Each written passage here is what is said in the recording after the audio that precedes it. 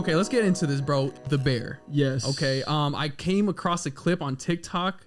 It's something I haven't even gotten to. It's a crazy scene there at a dinner table, and it gets hectic, right? It's got it's just I haven't gotten there yet. But the bear, but that's what made you want to watch it. Exactly. Yeah. So I wanted to watch it because of this clip, and I like Jeremy Allen White.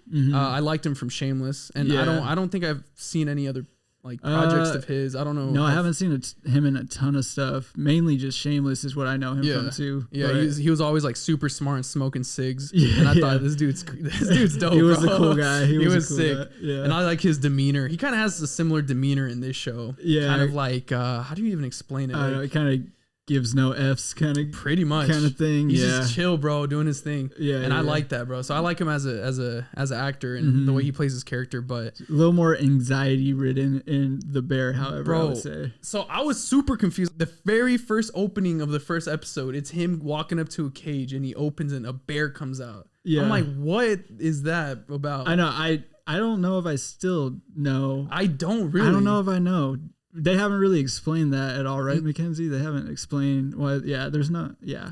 So, yeah. It is an interesting way to open it up. It confused me for sure. However, I do know that his last name is Bear Onzo or something like that. So it's a play on of the word. That's why they call the restaurant the Bear.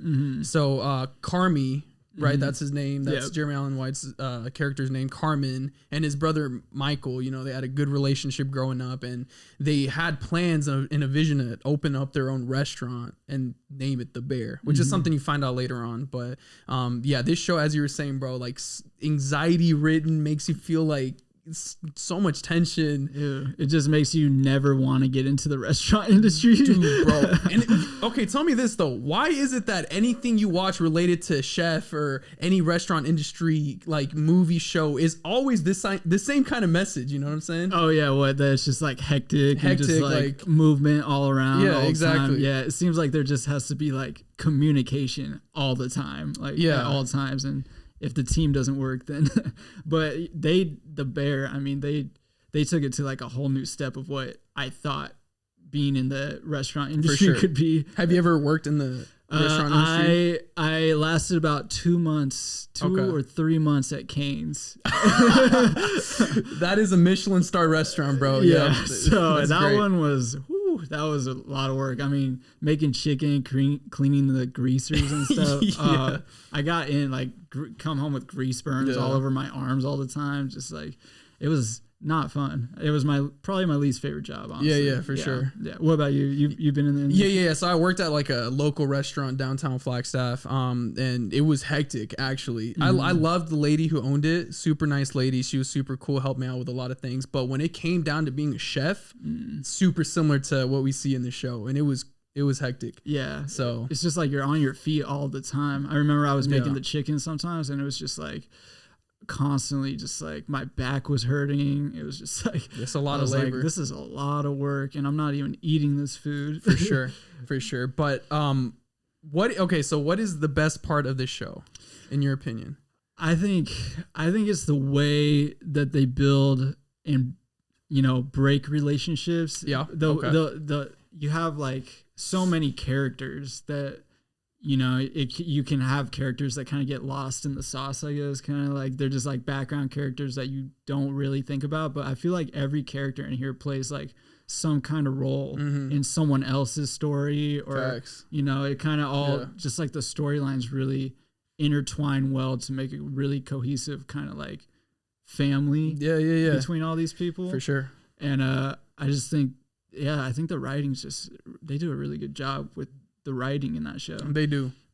And I like how every episode's kind of like a new day, right, in the restaurant. And you see progressively, like, they become closer as a family, but also things get worse, like, tension-wise. Oh, yeah. Dude, I want to refer, because we were talking about this off camera, but, like, so far, there's the second to last episode of season 1, right? And everything hits the fan. So, basically, Sydney, which is, like, Carmen's sous chef, kind of, like, right-hand person, has a bright idea of making an iPad for like pre-orders for customers to be able to order online and have it ready for the next day. However, she forgot to take off like the pre-order option. So it was overnight. People were sending orders. So the second the restaurant opened, or at least the tablet opened, all these tickets start coming out. Yeah. All these tickets. And then little by little, you saw the tensions rise and it just blew up. Yeah, it almost makes me like sweat thinking about that scene. Yeah, exactly. And I was sitting there like anxious, bro, by myself. Like, what, dude? It was crazy. Oh, man. They do such a good job of like showing anxiety in that show too. Like just with like quick cuts. Yeah, and just, the editing in that show is really good too. Just like building those kinds of feelings. That's a good point. And like you were saying, the tickets are coming out, and I kind of think it has a shot of her just like looking at all this chaos going around, and she looks at all those tickets coming out, and she's just like, she just has to get out of there for a second, like she just can't be around there right now, and it's just like I felt that like watching it for sure. So it's absolutely. There's a point where towards the end of the episode, he like throws a pen because Sydney walks out. Okay, she walks out, but she says she quits, so she walks out. Carmy throws his pen. He looks down. There's like some food on the ground. He kneels down and starts eating food off the ground because he lost his mind. Yes. And he just chuckles and laughs. And then he gets up and he punches the ticket machine. Oh man, that was crazy. You want to add something? Well, it was the donut because remember the guy was like perfecting it. Marcus. And he like blew up on Marcus, and Marcus was like, "I'm done." Yeah, that's right. And he like ripped it apart, and then he tried the donut, and he was like. And it was like, really good. He was like, good. He was like, it's really good. You're right. Yeah. It's really weird to watch Carmy through that show because he's just like a unique situation for him. I mean, he didn't necessarily want this restaurant. Yeah. He adopted it from his brother Michael, and I mean, Carmy was like a top chef wherever he was, like top chef, which is crazy. Yeah. So for him to go from that to like kind of like having to be the head of a restaurant and like just like do everything himself. I mean, it really puts into like he needs to challenge himself, but you can see that he almost doesn't want to take on the burden of all of it. No, for sure. Yeah. So analyzing Carmy, right? I'm thinking about it this way. So he lost his brother Michael or Mikey, right? You know, he passed away. So he had like this resentment towards his brother because growing up they bonded because of food, and he says that himself. He goes to like these AA kind of meetings, right? You know, for alcohol like abusers, and he's talking about like like growing up, my brother and I, we connected because of food. But the issue was that his brother never let him, like Michael never let Carmy work with him. Yeah, and because of that, that's where Carmy got the drive. He was like, watch this. So he went to work at literally the best restaurants in the world, which is totally valid. That makes a lot of sense. Oh, yeah. You know what I'm saying? You have that resentment because you want your brother to like you be proud of you, at least some kind of confirmation, like, I see you, I hear you, which is what he was lacking. So now coming into this restaurant that, you know, he kind of adopted, he's confused, like, why did he give it to me in his will if he didn't even want me to work here? Yeah. You know what I'm saying? Which is something I'm still confused about a little bit. Yeah, it is it's a weird situation for him to be in. He just doesn't like. It's almost like, what does he think of Michael, kind of thing? Like what?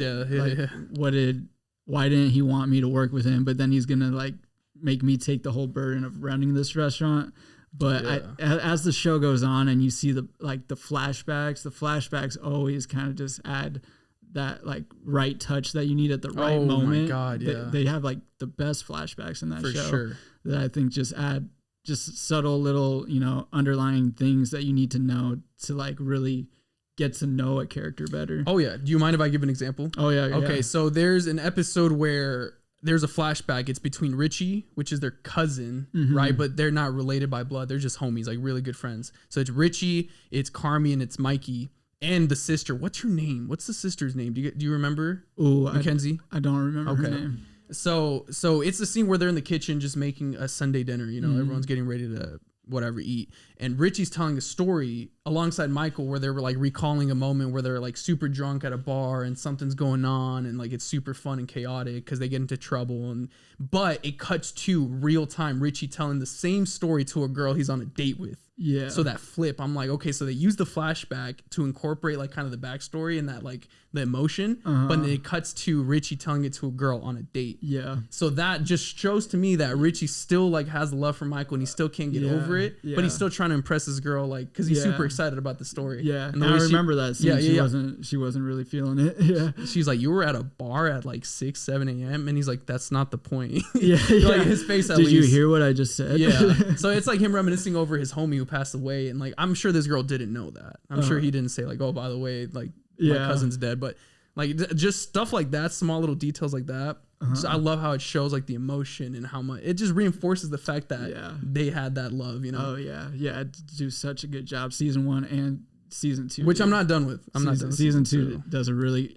Season 2, you're through it a little bit right now. I'm at a point where Marcus goes out of the country to go train with, I forgot his name, but it's the dude who plays Adam Warlock, I believe. Will right? Poulter. Yes, exactly. Will Thank Poulter. you. Yeah, and he does a good job too. Yeah. And it's so crazy because these actors, like the characters they're playing, aren't like these super crazy interesting guys. It's just like their personal stories are so interesting as to how they got to this place, you know? Yeah. I remember with him, it's kind of like almost like an anime character with Will Poulter, how he's just like teaching him how to like make the desserts, and at the same time he's giving him like backstory and stuff. Exactly. Like so, but you don't know anything about this guy except for his little backstories that he's given, but it adds so much. And season 2 took it in a direction that I didn't really expect it to take, because I kind of thought we were gonna stay in the restaurant, but instead they sent like everyone to different locations to learn, and that way you really get to see like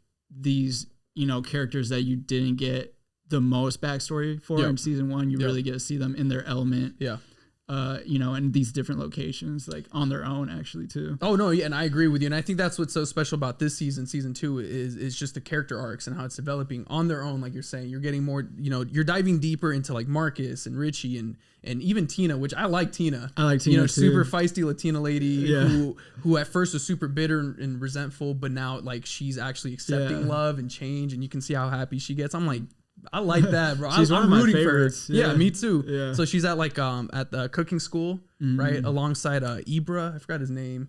And he kind of, where I'm at least, he kind of like stops going to the cooking school. So Tina's like kind of, you know, like she's just like, I don't know what's the word I'm looking for, like trying to figure out why he's not coming along, or a little worried. But seeing these characters go through what they're going through, sick. And speaking of, because I'm not done with season 2, Mackenzie brought up a good point. She asked me, she's like, so do you think there's a thing like between Carmy and Sydney? And, yes. And I'm like, I don't know. What do you think, Mackenzie? I think there is, like, especially with how they left things in season 2 at the end. Like, you haven't gotten there yet. No, please don't spoil. I'm not going to spoil God. anything. Okay.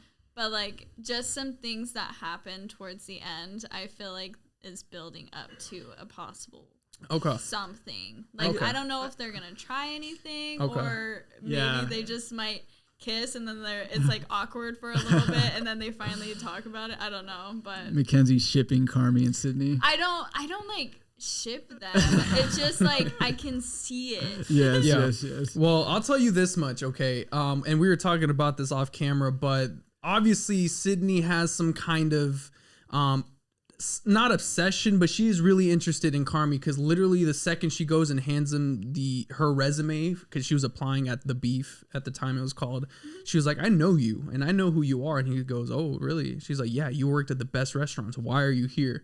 So she knows who this guy is. So there's kind of this like her being intrigued, right? And I feel like it only grows as the show goes, because there's a point where she quit, right, the restaurant, and she was having a discussion with Marcus, and she was like, and Marcus was asking her like, okay, even though he sucks, like, be honest, like, he's the best food you've ever had. And she goes, yeah. You can tell like she kind of idolizes this guy, wants to learn more. She's definitely got a little fan crush. But I just don't see on the flip side Carmy kind of having that sentiment towards her. Like, he does respect her. I think he thinks she's a little annoying and impatient, but I don't know like there's any kind of feeling towards. I feel like he does have the idea of that she kind of idolizes him a little bit, you know, really looks up to him. So it's kind of that position for him, and he knows that. And then with her, I think it's I don't know. I think she just really has that drive to like want to be one of the best. So I think she just like, no matter what, she knows being around him is like, she's going to learn so much. No, for sure. Yeah. For sure. So, I mean, and there are little hints here and there of like romance and stuff, but with Carmy, it's like, it's weird to see him try romance in that show. He's such an awkward dude, super shy, like closed off. But there are sparks where like he does kind of come out of his shell. He goes to a party with a girl that he used to know back in the day, and like you can see him telling stories and actually kind of excited. Yeah, so I was like, all right, good for him. Person good for him. Yeah. Good for him. Yeah. So So season 3 is supposedly about to start filming this upcoming year. Shout out to them. It's the whole writers strike and stuff. So now that that's over, thankfully stuff back in motion. Exactly. Yeah. So they're gonna start filming, which I'm excited about.